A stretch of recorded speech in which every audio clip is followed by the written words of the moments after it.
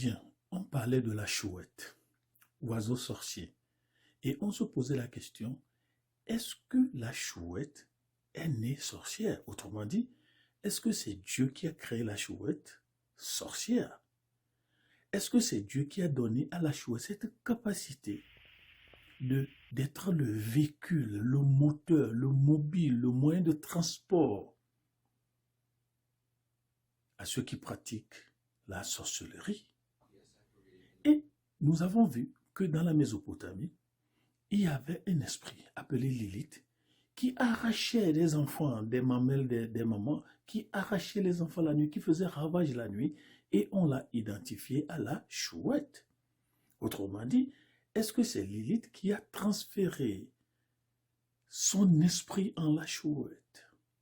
Et qu'est-ce qui fait? Quelle est cette chimie naturelle qui compose la chouette, au point que les sorciers ont trouvé en elle leur moteur, le véhicule? Des questions. Dans certains pays africains, comme le Mali, le Togo, le Bénin, la RCI, le Tchad, le Gabon, la RDC, le Burundi, la RCA, le Cameroun, les BT en centre-ouest de la Côte d'Ivoire. En Côte d'Ivoire, l'oiseau existe bien. On l'appelle Kougli Zia. Kou, ça dit la mort. Zia, ça veut dire oiseau. La RCA, nous avons les Talimbe. Et bon, ça, c'est le groupe des sorciers qui ont même un pays, une ville sous l'eau. Et nous allons au Bénin, on nous dit c'est Azé Hevi. Mais dans une autre partie du Bénin, on nous dit il y a Azé He. Azé, sorcellerie, He veut dire oiseau.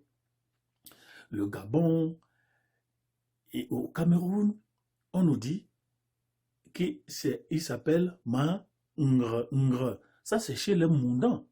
Ça, c'est chez les Moundans du Cameroun.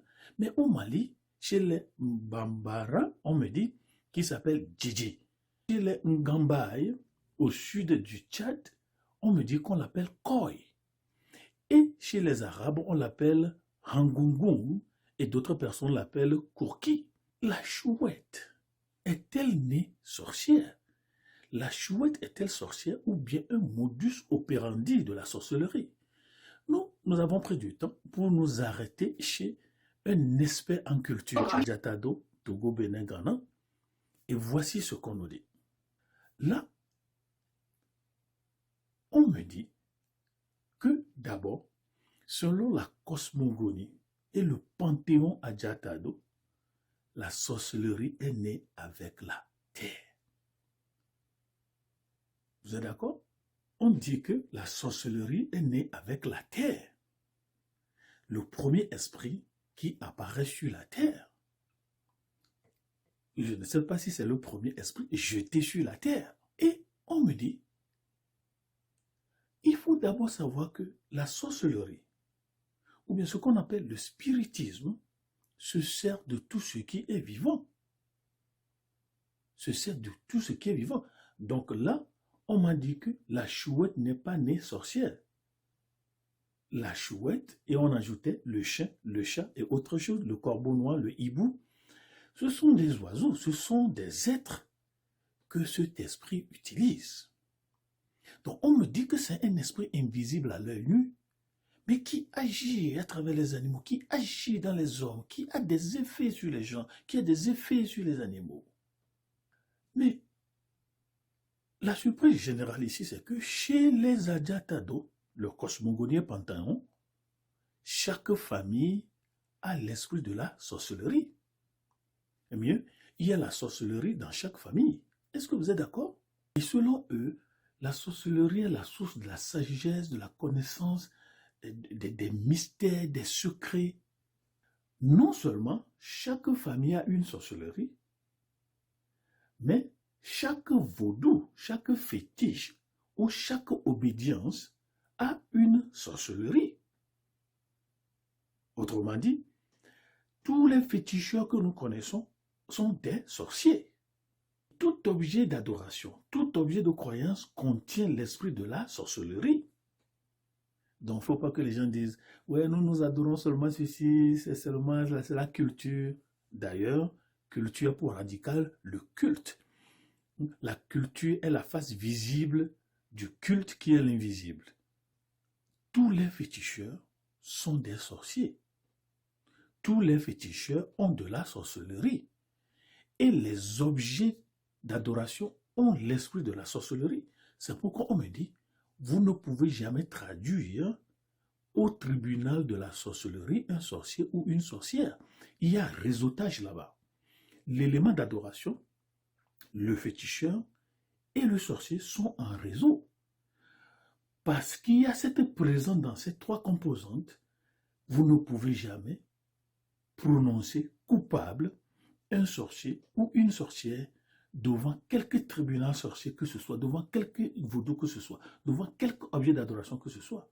Parce qu'il y a trahison de l'esprit. Il y a un pacte entre ces trois éléments.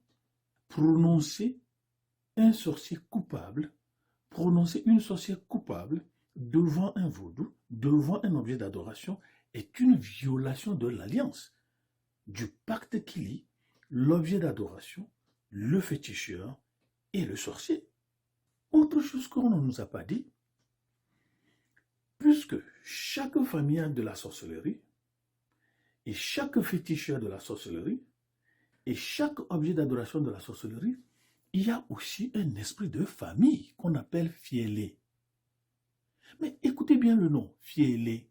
Ça sonne comme fond, ça sonne comme Yoruba. Fielé, tu es où? Alors, partout où vous êtes sur la terre, on peut vous avoir par la sorcellerie. Comment est-ce que ça se fait?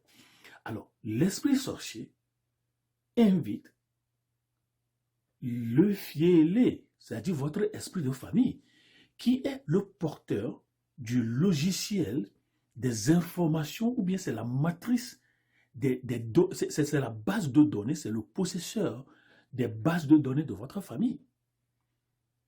C'est la porte d'entrée dans votre âme. C'est lui qui est le détenteur, le gardien de toutes les informations de votre âme, de votre milieu.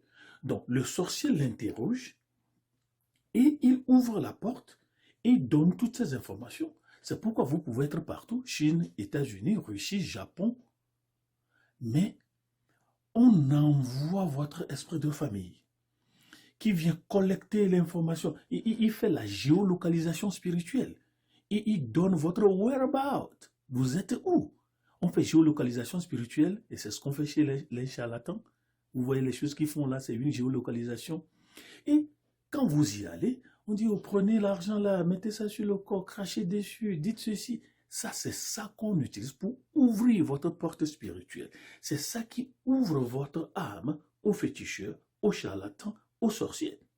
C'est pourquoi on dit chez nous, c'est le souris interne qui vous vend à la souris extérieure pour être tué. Vous comprenez?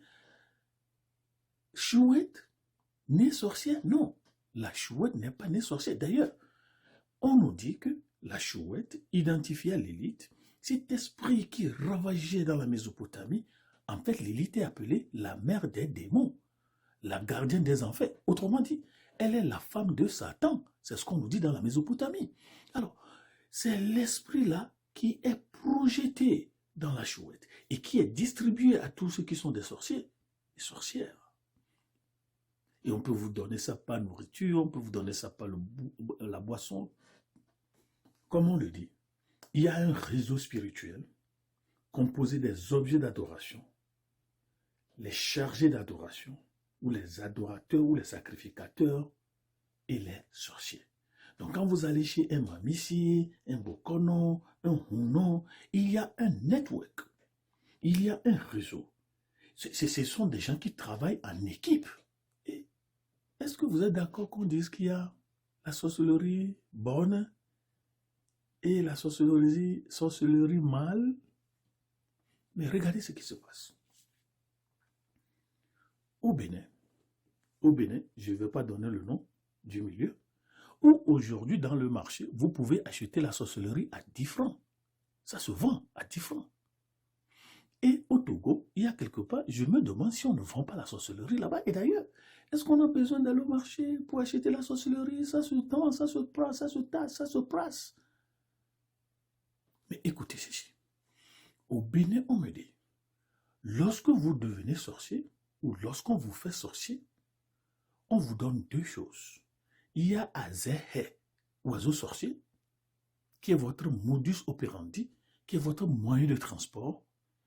Non seulement vous donne-t-on Azéhé, mais on vous donne Azéka, c'est-à-dire une marmite. Autrement dit, vous n'avez... Et suivez. On dit chacun a son oiseau. Autrement dit, chaque sorcière a son oiseau. Que ce soit hibou, chouette, faucon, corbeau noir, chaque sorcier et chaque sorcière a son oiseau, son moyen de déplacement. Maintenant, Azéka, cette marmite qu'on donne aux sorciers me rappelle une histoire où on nous disait que oui, les sorciers portaient de petites canaries sur la tête et c'est dans le canari là qu'on met les âmes des gens volés. Alors, ça me rappelle une autre histoire où une fille qui a traité avec la sirène me dit, lorsque nous voulons tuer quelqu'un, nous appelons la reine, on lui dit, envoie-nous le canari. Et le canari vient et vous projetez, puisez le sang dans le canari et le canari disparaît instantanément, retourne chez la reine. Alors, est-ce que la sorcellerie, c'est l'esprit de Lilith, la femme de Satan, la mère des démons, la gardienne de l'enfer, et lui et Satan qui se partagent les âmes qu'on vole sur la terre? Et quelle est la responsabilité de nos familles dans la livraison de nos âmes et de nos données spirituelles aux sorciers et aux féticheurs? Alors en conclusion, la chouette n'est pas née sorcière, c'est un oiseau. Mais vous comprenez maintenant pourquoi la Bible dit qu'il n'y ait pas de sorcier parmi vous, qu'il n'y ait pas d'enchanteur parmi vous, parce que il livre vos données de base, vos bases de données aux sorciers. Et c'est comme ça qu'on arrive à nous tuer, c'est comme ça qu'on arrive à nous faire du mal, c'est comme ça qu'on arrive à bloquer les enfants. La Bible n'a-t-elle pas raison de dire, n'ayez pas ces gens-là parmi vous? Autrement dit, ils sont les mercenaires de nos âmes. Autrement dit, ils sont avec nous sans être avec nous. Alors, s'il y a une prière de délivrance à faire, c'est de prier que le sang de Jésus nous couvre, nous bloque de nos fielés. L'esprit de famille qui nous révèle à des sorciers, l'esprit de famille qui nous révèle à des vaudous, l'esprit de famille qui nous révèle à des objets de culte. Et comme on le dit, quand vous voyez une chouette, il faut le menacer, jeter un caillou, un tison, et aussi la prière des chrétiens. Et ça fait plus mal aux gens, comme on nous l'a dit, les chrétiens nous dérangent. Et comme la fille me l'a dit, on opère de 23h à 1h du matin. Les églises, vous comprenez quelque chose? Alors, c'est pour cela qu'on dit, lorsque vous venez à Jésus, vous confessez vos péchés, on vous lave du sang de Jésus, on bloque le filet, il ne va plus vous révéler à vos esprits de famille, et puis, recevez le Saint-Esprit. Comme le filet révèle notre âme aux féticheurs sorciers, le Saint-Esprit nous révèle à Dieu le Créateur. Est-ce que ça se comprend? Et pour finir, on me dit qu'il y a 3 types de sorciers ou de sorcellerie. Il y a la sorcellerie familiale, essentiellement des femmes qui passent à leurs enfants ou qui mangent leurs enfants. Et on me dit, deuxième type de sorcellerie, c'est la sorcellerie ethnique ou clanique. Vous parlez la même langue, on peut avoir accès à vous. Et pour finir, les barons des barons, les timoniers nationaux, les timoniers internationaux, la sorcellerie internationale. Et je connais quelqu'un qui est un secrétaire général qui m'a dit, il a 14 têtes de sorcellerie. On m'a appris, quand on dit la tête en sorcellerie, ce n'est pas le nombre de personnes qu'on a tuées, mais c'est le rang, c'est le niveau. On évolue en dimension. Et on me dit, quand on évolue en dimension, mais nous ne sommes que des petits, des choses qu'on peut écraser sur les doigts. Vous voyez maintenant pourquoi il faut accepter Jésus. Grâce à lui, on n'a plus accès à notre âme. Voulez-vous donner votre vie à Jésus? Il a vaincu ces choses. Donc la chouette n'est pas un oiseau sorcier, mais a été fait canal des sorciers. Au revoir. et à la prochaine.